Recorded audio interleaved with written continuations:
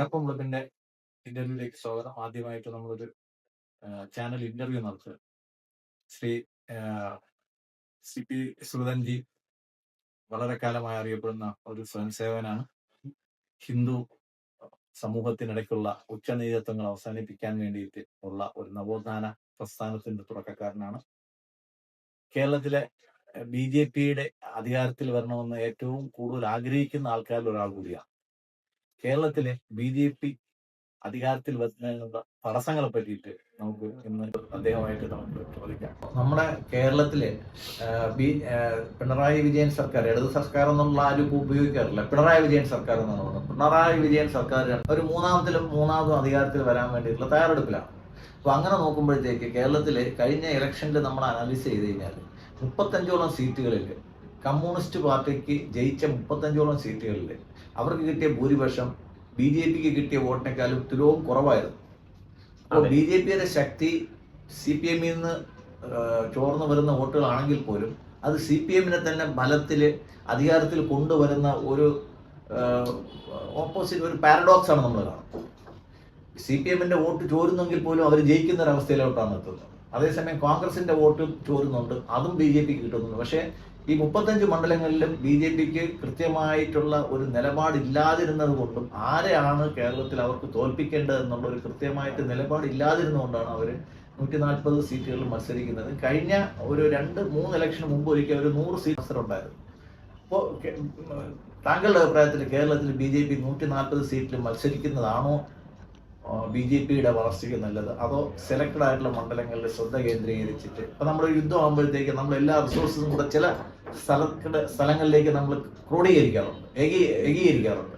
അങ്ങനെ ഒരു പ്രവർത്തനമാണ് സംഘം ആദ്യം തൊട്ട് നടത്തിക്കൊണ്ടിരുന്നത്. അപ്പം BJPക്ക് ശക്തിയുള്ള അല്ലെങ്കിൽ സംഘത്തിന് ശക്തിയുള്ള മണ്ഡലങ്ങളിൽ ശ്രദ്ധ കേന്ദ്രീകരിക്കുന്ന പകരം അവരുടെ ശക്തിയും റിസോഴ്സസും എല്ലാം പല ഭാഗങ്ങളിലായിട്ട് ചിതറിപ്പോകുന്നതായിട്ട് താങ്കൾക്ക് തോന്നിയിട്ടുണ്ട്? കൃത്യമായിട്ടുണ്ട്. അതൊരു നല്ല ചോദ്യമാണ്. അത് ഇപ്പൊ നമ്മൾ തന്നെ ഇപ്പൊ യുദ്ധത്തിന്റെ കാര്യം പറയുമ്പോൾ ഇറ്റ്സ് എ ബാറ്റിൽ, ഒരു ബാറ്റിലാണ്, ഒരു വാറാണ്. ഒരു യുദ്ധം ജയിക്കാൻ വേണ്ടി പലയിടത്തും നമ്മൾ ചില ബാറ്റിലുകൾ നമ്മൾ തോറ്റു കൊടുക്കേണ്ടി വരുന്നുണ്ട്. അല്ലെങ്കിൽ നമ്മൾ മനഃപൂർവ്വം അവിടെ പരാജയപ്പെട്ടാലും നമ്മൾ യുദ്ധം ഓവറോൾ ജയിക്കും. അങ്ങനെ ഒരു സ്ട്രാറ്റജി കേരളത്തിൽ ഈ BJP ഇന്നേ വരെ ഡെവലപ്പ് ചെയ്തെടുത്തിട്ടില്ല. അവർക്ക് ഇപ്പോഴും കൺഫ്യൂഷനാണ്. ഇതിൻ്റെ അതിൽ നമ്മൾ ഇടതുപക്ഷമാണോ നമ്മുടെ മുഖ്യ ശത്രു, വലതുപക്ഷമാണോ? വടക്കേ ഇന്ത്യയിൽ എന്തായാലും കോൺഗ്രസ് മുക്ത ഭാരതമാണ് നമ്മൾ ആഗ്രഹിക്കുന്നത്. കോൺഗ്രസ് മുക്ത ഭാരതം തന്നെയാണ് നമ്മൾക്ക് വടക്കേ ഇന്ത്യയിലെ BJPക്ക് യുക്തമായിട്ടുള്ള മുദ്രാവാക്യവും. പക്ഷെ കേരളത്തിലേക്ക് വരുമ്പോഴേ ഈ കേരളത്തിന്റെ ഒരു സ്പെഷ്യൽ പശ്ചാത്തലമുണ്ട്. ഒരു പ്രത്യേക പശ്ചാത്തലത്തിൽ ഒരു സ്ട്രാറ്റജി രൂപീകരിക്കാൻ BJPക്ക് ഇന്നേ വരെ കഴിയാത്തത് കൊണ്ട് നമ്മൾ എന്താണെന്നറിയാമോ, ഇടതിനെ സഹായിക്കുന്നു എന്നുള്ള പേരും നമുക്ക് കിട്ടിയിട്ടുണ്ട്. അപ്പൊ നമുക്കിപ്പോ ഒരു കാലാകാലങ്ങളിൽ നമ്മൾ ഇടതിനെ സഹായിക്കണോ വലതിനെ സഹായിക്കണോ എന്നുള്ള ഒരു കൺഫ്യൂഷന് എപ്പോഴും കേരള BJPക്ക് നേതൃത്വത്തിലുണ്ട്. ഇപ്പൊ ഒരു ഉദാഹരണം പറഞ്ഞു കഴിഞ്ഞാല്, നമ്മൾ എന്തെല്ലാം ചെയ്തു കഴിഞ്ഞാൽ ഇപ്പൊ ഇടത് ഭരിക്കുമ്പോൾ ഇടതിനെതിരെ നമ്മൾ സമരം നടത്തും. ഇടതിനെതിരെ നമ്മൾ സ്വയംസേവകർ വലിയ രീതിയിലുള്ള സോഷ്യൽ അവയർനെസ് ഉണ്ടാക്കി തീർക്കും. അപ്പൊ ആ അവയർനെസിന്റെ എല്ലാം പരിണത ഫലം UDF കൊണ്ടുപോവുകയാണ് ചെയ്യുന്നത്. ഇപ്പൊ ശബരിമല വിഷയത്തിൽ തന്നെ കണ്ടില്ലേ, ഏറ്റവും കൂടുതൽ ശബരിമല വിഷയത്തിൽ പ്രതികരിച്ചതും ഭക്തജനങ്ങൾക്ക് അനുകൂലമായിട്ട് നിന്നതും ഭക്തർക്ക് വേണ്ടി പോരാടിയതും BJPയും സംഘപരിവാറുമാണ്. നമ്മുടെ കർമ്മസമിതിയൊക്കെ എന്തോ ഒരു ഫൈറ്റാണ് നടത്തിയത്. പക്ഷെ അൾട്ടിമേറ്റ്ലി അതിന്റെ ഗുണഭോക്താവ് ഈ കോൺഗ്രസ് ആയിരുന്നു. അതുകൊണ്ട് എല്ലാ കാലങ്ങളിലും BJPയുടെ പ്രവർത്തനത്തിന്റെ ഫലം ഒന്നിയിൽ ഇടതനുഭവിക്കും, അല്ലെന്നുണ്ടെങ്കിൽ വലതനുഭവിക്കും. ഇത് നമ്മുടെ കേരളത്തിലെ ഒരു സ്ട്രാറ്റജി കുറവുകൊണ്ടാണ്. നമുക്കൊരു ക്ലിയർ കട്ട് ഐഡിയ ഇല്ല. ഫോർ എക്സാമ്പിൾ ഇപ്പൊ ഞാൻ പറയാം, സുരേന്ദ്രന്റെ കാലത്ത് നമ്മൾ കോൺഗ്രസ് മുക്ത ഭാരതം എന്നുള്ള ഒരു കോൺസെപ്റ്റിലായിരുന്നു നമ്മൾ ഇരുന്നിരുന്നത്. നമ്മൾ പറയുന്നത് എങ്ങനെയായിരുന്നു, പക്ഷേ പ്രായോഗിക തലത്തിലേക്ക് വരുമ്പോൾ നമ്മൾ ഇടതിനെ സഹായിക്കുന്നതായിട്ട് നമ്മുടെ പ്രവർത്തകർക്ക് തന്നെ പലപ്പോഴും തോന്നിയിട്ടുണ്ട്.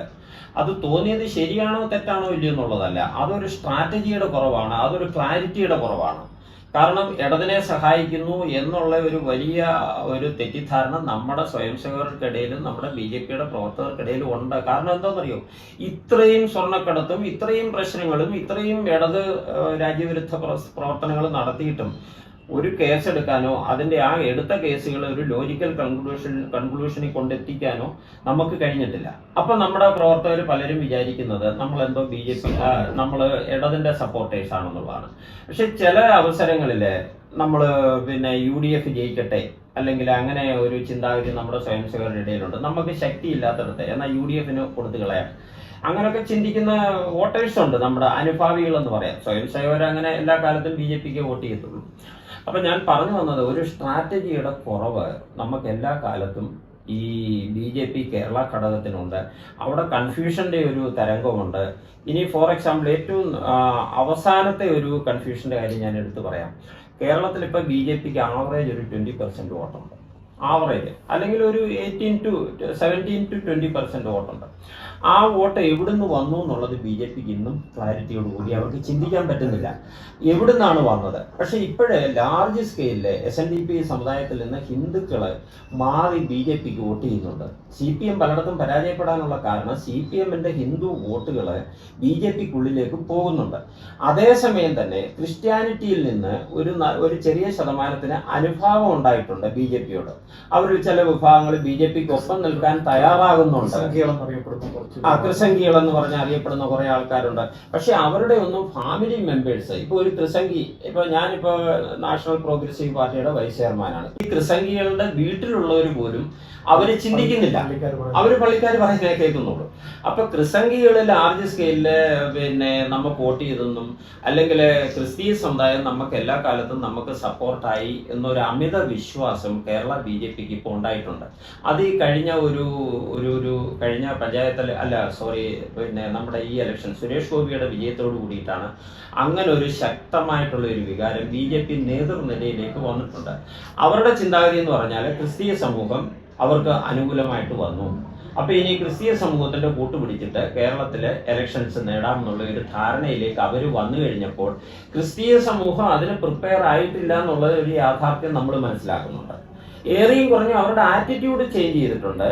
അവർക്ക് BJP വർഗീയ പാർട്ടിയാണെന്നുള്ള കുറെ ആൾക്കാർക്ക് ഒരു ചേഞ്ചസ് വന്നിട്ടുണ്ട്, അവരുടെ ആറ്റിറ്റ്യൂഡിൽ ചേഞ്ചസ് വന്നിട്ടുണ്ട്. പക്ഷെ അത് വോട്ട് കിട്ടുന്ന ഒരു ലെവലിലേക്ക് വന്നിട്ടില്ല. ഇപ്പൊ ഫോർ എക്സാമ്പിൾ സുരേഷ് ഗോപിയുടെ പ്രശ്നം തന്നെ, സുരേഷ് ഗോപി ക്രിസ്ത്യൻ വോട്ടുകൾ കൊണ്ടാണ് ജയിച്ചത് എന്ന് വരുത്തി തീർക്കാനോ കാൽക്കുലേറ്റഡ് ആയിട്ടുള്ള ഒരു എഫർട്ട് അവരുടെ ഭാഗത്തു നിന്നുണ്ടായിട്ടുണ്ട്.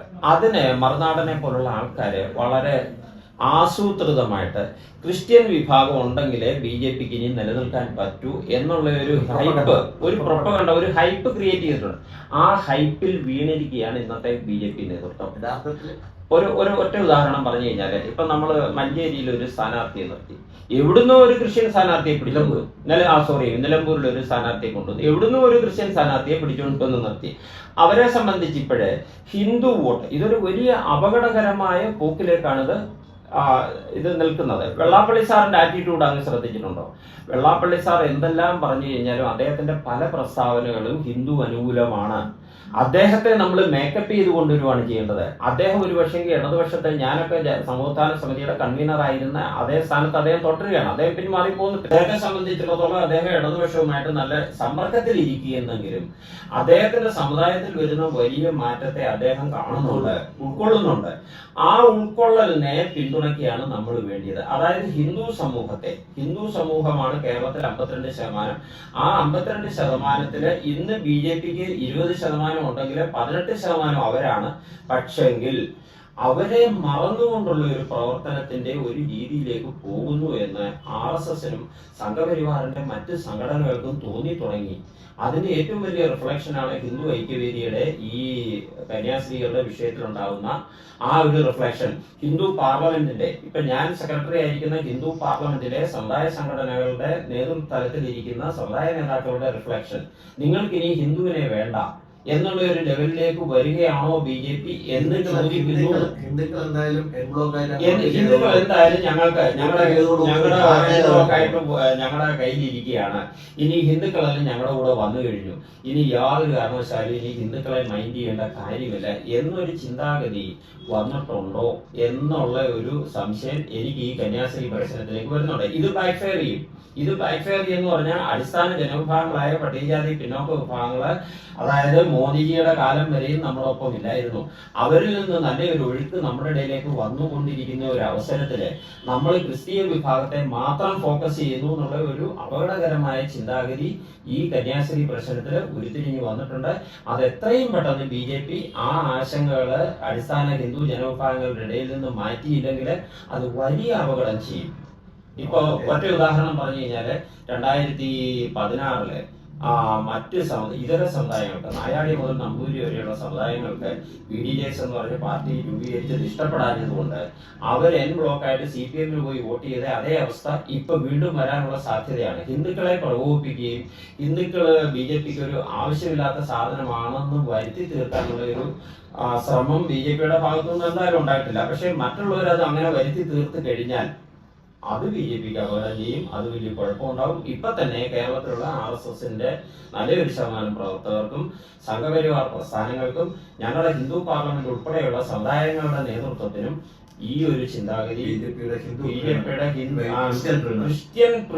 ക്രിസ്ത്യാനികളെ എങ്ങനെയാണ് അവർ കൂടെ കൊണ്ടുപോകുന്നത് ഇപ്പോഴൊരു മാറ്റം ഉണ്ടായിട്ടുണ്ട്. ഹിന്ദു പാർലമെന്റിന് നായാടി മുതൽ നസ്രാണി വരെ എന്ന് പറഞ്ഞിട്ട് ഒരു മൂവ്മെന്റ് രൂപീകരിച്ചിട്ടുണ്ട്. ആ മൂവ്മെന്റില് ദേശീയതയിൽ വിശ്വസിക്കുന്ന ക്രിസ്ത്യാനികളെ നമ്മൾ കൊണ്ടുവരികയാണ്. ആ ദേശീയതയിൽ വിശ്വസിക്കുന്ന ക്രിസ്ത്യാനികളെ മണിപ്പൂർ പ്രശ്നം വന്നാലും കന്യാസ്ത്രീ പ്രശ്നം വന്നു കഴിഞ്ഞാലും ഈ അടിസ്ഥാന ഹിന്ദുത്വയിൽ ഉറച്ചു നിൽക്കുന്നവരാണ്. ഇപ്പൊ ഒറ്റ ഉദാഹരണം പറഞ്ഞാൽ ജോർജ് കുര്യൻ, അദ്ദേഹം എന്ത് കണ്ടിട്ടാണ് ഈ BJPയുടെ പ്രവർത്തനത്തിലേക്ക് വന്നത്?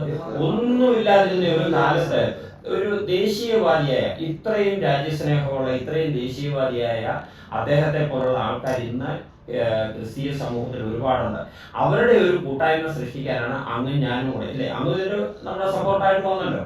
അപ്പൊ നമ്മള് നായാടി മുതൽ നസ്രാണി വരെ എന്നുള്ളത്, നായാടി മുതൽ നസ്രാണി വരെയുള്ളവർ ഒരിക്കലും കന്യാസ്ത്രീ പ്രശ്നത്തില് നമ്മുടെ രാജ്യത്തിനെതിരായിട്ട് പ്രവർത്തിക്കുന്നില്ല. അവര് മതമാറ്റ ലോബിക്ക് അനുകൂലമല്ല. അങ്ങനെയുള്ള ബിഷപ്പുമാരൊക്കെ ഉണ്ട്. അപ്പൊ നമ്മൾ ക്രിസ്തീയ സമൂഹത്തോട് ഹിന്ദു സമൂഹവും അല്ലെങ്കിൽ സംഘപരിവാറും അടുക്കേണ്ടത് ഈ ദേശീയ ചിന്താഗതിയുള്ള ക്രിസ്ത്യാനികളുടെ കൂടാണ്. അതിന് പകരം ഇപ്പൊ നടക്കുന്നതെന്ന് പറഞ്ഞു കഴിഞ്ഞാല് മതമാറ്റ ലോബിക്ക് തീർച്ചയായിട്ടും ഒരു സപ്പോർട്ട് എന്നുള്ള നിലയിലേക്ക് നമ്മൾ മാറി ഈ ഒരൊറ്റ വിഷയത്തില്. അതായത് നമ്മളിപ്പോ ഈ മറുനാടനും അല്ലെങ്കിൽ മറ്റുള്ളവരെ പ്രൊജക്ട് ചെയ്യുന്ന രീതിയിലല്ല ഹിന്ദു സമൂഹത്തിന്റെ ഇടയിൽ ഈ ഒരു വലിയ ഇൻസിഡന്റ് ഉണ്ടാക്കിയിരിക്കുന്നത്. അത് കൃത്യമായിട്ട് അവർക്ക് ബാക്ക് ഫയർ ചെയ്യും. അത് ഡാമേജ് കൺട്രോൾ അവർ വരുത്തിയില്ലെങ്കിൽ അവർക്ക് ദോഷം.